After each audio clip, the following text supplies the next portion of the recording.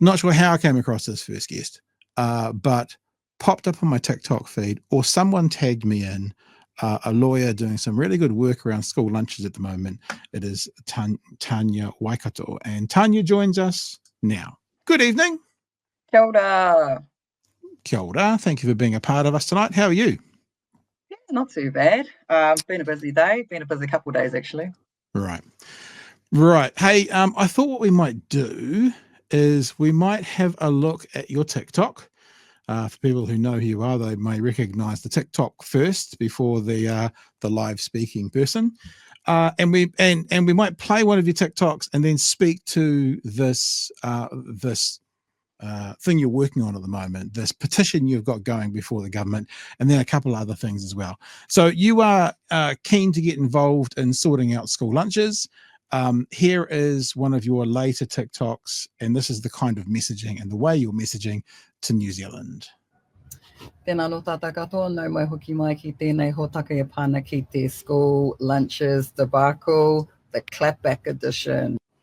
So apparently Minister Karen Chahua has taken offence at the petition that I have started to try and get the government to cancel the school lunches contract. And today she posted on her Facebook to her 3,000 odd followers some race baiting comments. I was going to say, you got the odd part right. I thought that was, I don't know if that was on purpose, but the 3,000 odd followers, I thought, if nothing else, that's correct. It's on the money, right? Naming me and posting the story from Radio New Zealand about the petition.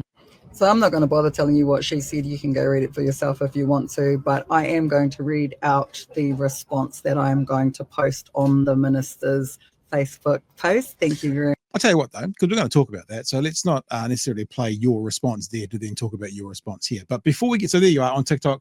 If people want to follow you, they can just look up Tanya Waikato Lawyer and find you on TikTok. How about, first of all, why don't you tell us about your journey to getting involved with trying to help with the debacle New Zealand knows as Compass-provided school lunches? Yeah, sure. So for me personally, I actually have clients who were previously undertaking the school lunch program and doing an amazing job of that.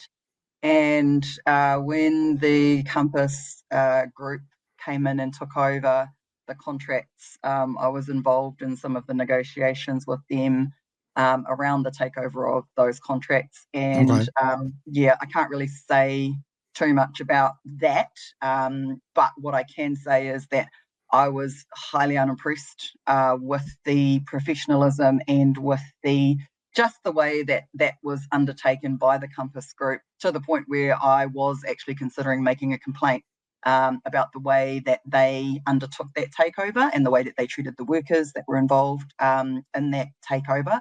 So that was my sort of initial introduction to, what's going on here. And then once they took over, of course, like everyone else in New Zealand, I started seeing these stories about not just the lack of quality that was coming out of the new provider, but all of the issues in terms of the dangerous level of heat that they were being delivered at. I started getting messages from my followers and concerned parents, teachers, and like my own whānau members who were part of the providers where I come from, saying, we've got kids going hungry and we want to feed them, but we can't. And for me, I grew up and, I didn't come from a wealthy background. I know what it's like to be hungry as a child through no fault of your own, and to have parents that struggle. And so the idea of us having vulnerable children through no fault of their own going hungry because of a contractor's incompetence, which is what it is. It's just absolute incompetence, and that incompetence not being held to account. I couldn't not do something about it. So I thought about it for a little while. I did an OIA request, and I got I got some of my followers to do OIA requests as well. But then I thought, no, you know what, this is too much. It's gone too far. I'm going to start a petition and we'll just see what happens. So, obviously, without breaking any kind of confidentiality rules that as a lawyer you need to abide by, is what you're saying that the previous provider had a contract that they needed to be exited from so Compass could take over? Yeah, essentially. And that happened with basically all of the providers that Compass took over from. And to see where they were compared to where they are now, and the government's reasoning for taking the contract off the old providers, which was essentially to cut cost. And the fact that they tendered for it at $3 a lunch, and then they couldn't even deliver at $3 a lunch, then went back to the government and asked for more money. You know, in the private sector, that contract would have been cancelled all day long. You know, it would have been cancelled months ago, and there would have probably been a prosecution. You know, they would have sued them for damages because of all the numerous failings. And they're not small failings. Do you know what I mean? Like, this government trying to minimise it and say, oh, you know, we're delivering on time now, and, you know, we're ironing out the kinks. And, you know, they're trying to minimise the absolutely dismal failures in this contractor because they're trying to protect them. And they're trying to protect them because it was a sweetheart deal that, you know, the minister made with his mates. Yeah, and they're trying to use terminology which hides the truth, like we're 97% on time, and you work it out and go, that means 13,000 kids are missing out. So they're using language like that as well. I'm also intrigued because we're talking about contract stuff, and this is more of a, I guess, opinion-based question, if you've got any thoughts, is the original contract with Compass would have said $3 a meal. And then they went back and they went $3.84, and then they went back and the government saying, well, we need to give this school another $20,000 for the cleanup. So actually, who did we have on? I can't remember who we had on, but they said it's going to be these are $5 to $6 meals. They're not $3 meals. So basically they are what they were, and what they were was a better product. Oh, absolutely. And that's part of the reason why we did an OIA request to them, because we want those numbers, because they're fudging it. And they're fudging it deliberately, and it's just political rhetoric. You know, it's the same old. Let's just bury people in percentages, and let's hide the actual cost in speaking about, oh, it's 97%. That sounds like a good number. Let's tell them that, you know, 97% are being delivered. That sounds good, right? But you know, I'm a lawyer, but I can do maths as well. It's not that hard.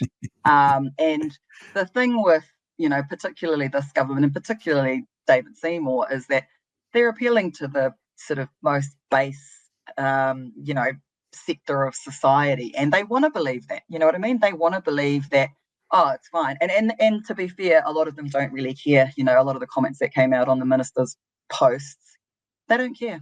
They don't care. Yeah. And I suppose that's the great divide in our country at the moment. There's people that do care about whether or not children are going hungry, and there's people that don't. Well, there is literal gaslighting going on. You know, David Seymour says things are going really well after a news item shows kids with second-degree burns, and you know what I mean. And someone in the chat always corrects. I said it was Craig Rennie. Craig Rennie, economist, gave us those numbers. We kind of trust his numbers as well, that they were like that. Okay, so let's move into the part where we all agree this sucks. We all agree this government has fudged this something chronic. Yeah, and we are now looking forward. There are schools who have stopped using Compass, and they're just now funding them themselves, but they're not being given the money from the government, because of course the government can't do that, because if the government says, yeah, we'll just give you $3 a child, then every school would just go and do it. But you have gone down the path of a petition. So here's the petition. Let's bring it up and show the whānau. Petition of Tanya Waikato, cancel the school lunch's contract with the school lunch collective. And as you said, if this was the private sector, it's so funny because this government talks about the private sector being able to solve all these problems. But if this was in the private sector, this would have been cancelled at week 3. You know, but they can't do that, because if they do that, they admit they were wrong. If they admit they were wrong, that says Labor was right, and they can't do that. So that's not going to happen. So tell us about your petition. So essentially, that's the guts of it, is that they can't cancel the contract because this is a political nightmare, right? Yeah. They made this bed, and now they have to lie in it, you know, no matter how bad it gets. So the point of this petition is to expose to them how many people actually hate what they've done, how many people are opposed to what they've done, and that's going to speak in terms of the next election that's coming up. That's going to speak to a lot of pressure in terms of the ministers who are in charge of this, and in particular, the sort of what we've already seen as cracks between the associate minister and the minister for education. You know, there was quite a bit of back and forth between David Seymour and the minister about this, and about when certain things were known about when Libel went under. And who knew what when. So those cracks are already there. So in terms of, you know, what are we trying to achieve with this? Well, number one, I'm trying to give people an opportunity to put their opinion across in a way that, you know, they can actually feel like they're doing something. Because one of the things that keeps coming up in all of the comments and all of the messages that I get is that people are just feeling powerless right now with all of the stuff that's going on with this ridiculous government. They feel like they don't have a voice. They feel like there's nothing they can do. And what I wanted to demonstrate and what I want people to know is that you can actually do something. You can have a voice. Is it going to achieve an outcome? Who knows? But if we get enough people and we get enough groundswell behind this, you know, it's really hard to ignore. If we're at 5,000, yeah, you can ignore it. But if we get this to 100,000, all of a sudden this becomes a very different conversation. If we get this to 500,000, it becomes an even more different conversation. So I'm trying to, I guess, educate people a little bit in terms of how do you demand better from your politicians.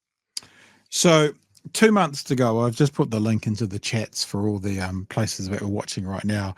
5,572 signatures so far. Good little bump from last night. No, there you go. And all, do you? I know you've just said 5,000, 100,000, 500. Do you have a target? Like, are you keen to get to a number? I would love a million, over a million. Yeah, I'm that girl. You know what I mean? Like, I don't do things by halves. And for me, they will not listen if we don't get more than 100,000. They'll just fob it off and they'll just say, you're just another, you know, whatever. You know, they'll come for me. They've already started. And I care very little about what politicians say.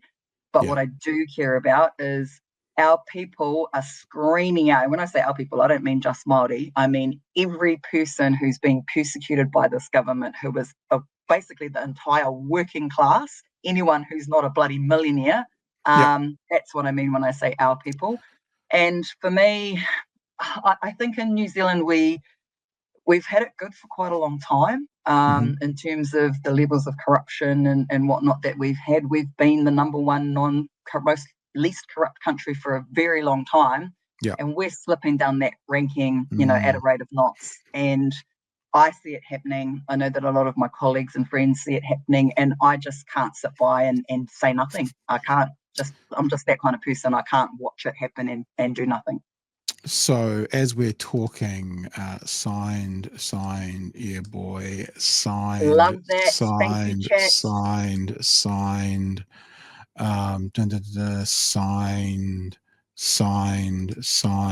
signed. So there you go. The BHN whānau are going to, and there's more, are going to get behind it. You mentioned they've decided to come for you. Let's have a look at that. Let's have a look at the, where did I put it? There it is here. So Karen Chaw, who, she doesn't have any input into this world. She's not part of school lunches. There's nothing in there as well. So she's coming for you, yeah, so to speak.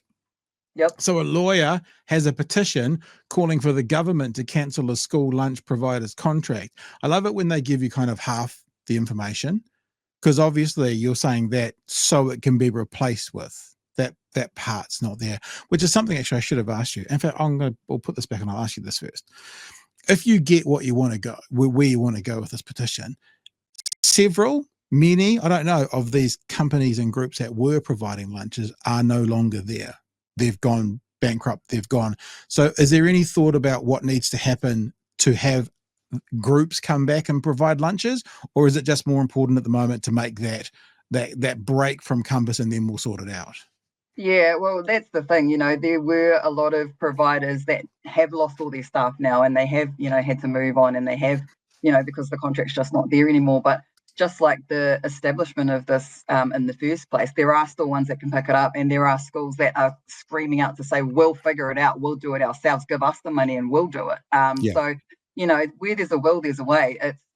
And to be honest, it can't be worse than what they're getting now. It really can't.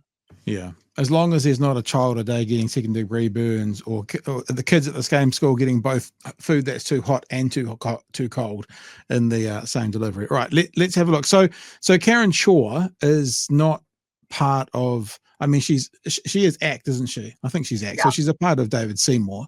But sorry, I said that out loud. That sounded weird. But she doesn't have anything in her portfolios or ministerial duties to do with education or school lunches, is my understanding. But she's come out saying, so a lawyer has petitioned calling for the government to cancel a school lunch provider's contract. She says, in te reo Māori, you are judged by the level of your manaki for your manuhiri, and your level of manaki goes through food, she said. I'm sorry, I am about to cast an aspersion, and I'm sorry if it sounds judgy. I don't think Karen's very smart. Just how she speaks, even that she says, she said, in the same sense. I mean, it's okay. You don't have to be a Mensa member, but I do think that sometimes about Karen, and I wonder if, she's working in an area beyond her capabilities. I know I sound desperately patriarchal saying that, but it's just my honest thoughts. If that's the case, why are so many Māori kids not being fed at home? Parents need to take some responsibility, and the government opponent should be ashamed of themselves for using hungry kids as political props to push their agenda, while she's using them as a political prop to push her agenda.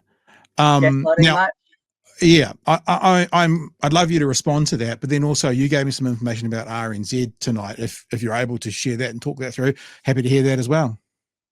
So I mean, in terms of a response, it's a pretty poor, very, very thinly veiled racist dog whistle is what it was. And the fact that she specifically mentioned Māori parents, and we'll just mention Māori parents in this, and nobody else, but just Māori parents, even though it's not just Māori kids and Māori parents that are receiving these lunches, but I'll specifically put that in there. And for me, the last part about saying, that I am using this as a government opponent, number one, there's so many assumptions in that entire sentence. She doesn't even know who I am. She doesn't know she just has no idea why I started this petition. I'm not part of a political party. I'm not an MP. I'm not trying to trawl for votes. I'm a mother who's sick of listening to stories about kids going hungry. And, she really just, she just exposed, for me anyway, the very clear and strong, platform that the ACT Party operates from, which is gutter politics of the lowest possible denomination. Basically getting the whistle out, calling the racists so that they can come and attack. That's basically what that post was. Here's someone that's trying to, pull us down, attack her. That's literally what that post was for. And, I'm not afraid to call her out. I'm not scared of her. I'm not scared of her attack dogs either. So for me, it is what it is. I expected this, and I expect more. I expect them to, say whatever you like about me. I don't care. I'm an open book. I have nothing to hide, unlike many of these politicians who sit behind their screens and act all tough, which is why I posted my response and said to her, if you've got something to say to me, come and say it to my face. And I said the same thing to David Seymour. You've got something to say to me, come and say it to my face. Don't hide behind your screen. Don't hide behind your media spin doctors who feed you lines so that you can say the right thing and keep your messaging on brand. Come and talk to me face to face, and we'll see what you've got to say about this. I'd love to have that conversation. Will they do it? Probably not. If they do, can you record it and send it to us? Because I'd like to see that as well. If that's okay. I'm sure a lot of people would love to see that. A nice TikTok live for an hour or something like that. Well, are you able to talk? Do you want to talk about what RNZ's doing at the moment? I'm not sure, because I'm not sure if they. They're researching at the moment. So I don't want to sort of steal their thunder. And I kind of want to give them the time that they need to Can we just say look that into it. RNZ is doing some research on what's going on around you and Karen Tor at the moment, and watch this space? Can we say Yes. that much? I mean, I've Yep, said it. I hope that's definitely. okay to say. Yeah, no, Um, that's good. Do you have any idea, like over this weekend, if we're going to hear anything, when we'll hear it? Yes, it will be Monday or Tuesday is the sort of rough kind of timing that I've been given on that. And like as I said, this for me is something that I started purely because I'm sick of hearing stories from people about kids going hungry. I've had some flippin' heartbreaking stories sent to me by teachers, mostly teachers, who are at the point where, they want to feed these children themselves because Yeah. they're looking at these kids, they're going hungry every day, knowing that some of these kids are going home to nothing. You know what I mean? They're not going to get fed when they go home. And for some of these teachers, like, this is just adding stress on top of an already stressful job. They're not getting lunch breaks because they've got to supervise these poor kids so they don't get bloody burnt, and then they've got to clean up all the mess. Like, it's just not on. Can I throw something at you as a lawyer? Hmm. Do I have to pay you money to engage you? Is that the rule? So then I'm you very can have expensive, so client. Oh, sorry, we got for free, bro. patrons. No, I give you the for free. patrons will take care of it. Um, what we did a few weeks ago is doing some research on this. Is we actually found out in New Zealand, in the Human Rights Commission, there is the right to food. Now, I've only just looked this up right now, so I might struggle to find the exact one, but it says in the Human Rights Commission, and it talks about children having the right to food, and it talks about, I'm paraphrasing, here we go. Oh, this will be it. I'll read it to you, because what it basically says is, if children can't get that right to food from home, it should be provided for them with things like school lunches. I'll read it. So this is Human Rights Commission New Zealand. Children and the right to food. Children are especially vulnerable to lack of adequate food, as they need nutrition and safe food to grow. If children and their families are unable to get adequate food, support should be provided, e.g. through school meals. Food made available through such support should meet the dietary needs of children. And you click on that, it goes off to the UN, I think. The Convention on the Rights of the Child protects the child's right to food in context of the right to life, survival, and development, to health, to nutrition, and to an adequate standard of living. Doing some research, I came across that, and then we had Jane Tinetti come on and we talked to her about it. Labor didn't really do anything with it. Do you think there's an angle there? Because it says it. Yeah, well, this is I suppose, the issue with all of these international instruments. So the Convention on the Rights of the Child, United Nations Declaration on the Rights of Indigenous People is in the same kind of category. All of these international treaties that New Zealand is a party to, yes, they do have obligations under those treaties to try and comply with what's in them, including what you've just brought up, which is a right to food. But the rub, and where the rub actually hits the road, is that none of it's legally enforceable unless it's incorporated into what we call domestic legislation. So unless they take, what's in that treaty and then put it into an actual law in New Zealand, can't be enforced. And the only way that you can kind of hold them to account for it is to take them to the UN or to whatever body it is that's policing these, and make a complaint. So that's actually what my friend Tangata is busy doing, and she's just come back from Geneva doing that, and she's going again in August with a big long list of all of the things that New Zealand has been doing lately, and this is very likely to be on that list, and I may be going with her. Well, we want to hear from you. Stay in touch with that one. That sounds like a big story, because it's just simple. What I hear you saying is you can't legally enforce it, but they still might be breaching human rights of these children. Government. Yeah, absolutely. And it's not just this. Like, this is just one of the many, many different breaches of these international instruments that New Zealand's a party to, that is being reported to the UN. But again, as I said, the thing with these international instruments is that they're only enforceable if the government takes them on. But at the same time, why sign up to a treaty if you're just going to thumb your nose at it and ignore it? And that's an international community issue, in terms of New Zealand is now in the category of countries that's just ignoring their responsibilities under a lot of these instruments, not just this one. And that for me is, you know, I'm not okay with that. I'm not okay with New Zealand going down this pathway of not being a country that keeps its word. I'm not okay with any of that. And I'm definitely not okay with New Zealand being a country that doesn't feed its most vulnerable children when we have so much abundance in this country. It's actually ridiculous that we're even having this conversation, that we're even having a fight about feeding vulnerable children when this government gave tax breaks to landlords and borrowed literally millions and millions of dollars to do it. And we're having a fight about feeding vulnerable children and $3 a lunch. Like how does that math doesn't math in my world. Very good. All right, Tanya, always like to leave the last word to the guest. Anything you want to leave us with? Yeah, please sign the petition. Please share it on your social media. Be that person, like find 5 people to sign the petition, because this really is, you know, the opportunity that we have to stick it to these politicians and get as many signed up as we possibly can. Oh, that's good. That's going quite well. So if anyone out there hasn't signed, please sign, please share it on your own social media, and really appreciate all of you. And thank you so much for having me on. Really appreciate that as well. Definitely want to stay in touch. Definitely want to hear about what's happening with either you or your friend, or you and your friend to Geneva. That sounds like it's a really interesting thing to carry through. Thank you for what you're doing. And we'll let you go. Appreciate your time. All right. Ka kite, All right.